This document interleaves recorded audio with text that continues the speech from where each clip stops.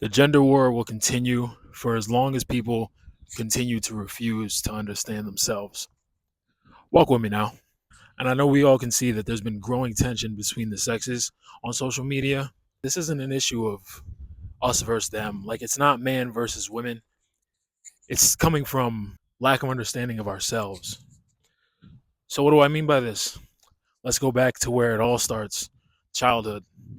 We create a strong identity with that of the same sex parent. We start to get all their traits and things like that. As men, we'll identify with our father, and with women, they'll identify with their mother. But a fascination sets in with our opposite sex parent. We see the differences between the opposite sex parent, which is why we tend to start to identify a little more with the opposite sex parent. We're like, wow, this is someone who's completely different than me. Like, they have completely different sets of qualities. At a younger age, boys or men are a lot more, I guess you could say, emotionally in tune than women are. And women tend to be a lot more adventurous and outgoing. And where do they get this? The men get the emotional aspect from their mother, and the women get their adventurous aspect from their father. Now, as they start to age, men see this femininity as an attack to their masculinity. So what they do is, out of fear, they begin to repress that femininity, and those traits fly under the radar. And with women, women feel the constant pressure of society to kind of fit in, I guess you could say, to the societal norms that have been cast upon women and men. Doing that obviously generates a little bit of hostility towards the opposite side. And as we get older, these traits continue to repress and repress. So one thing you want to understand is that as a man, you have a feminine part to you. And as a woman, there's a masculine side to you. And you have to discover that in order to truly understand the opposite sex if you want to be able to coexist. And I think that's what a lot of people don't understand nowadays. Men don't understand that they have feminine traits that can be shown, and women don't understand that they have masculine traits that also can be shown.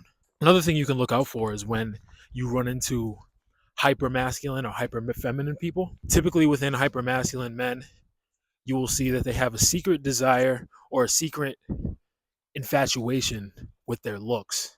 Their appearance.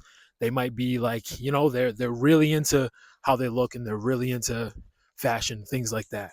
With hyper feminine women, typically women who may be a little more, I guess you could say, seductive in a way, there's a hostility behind it.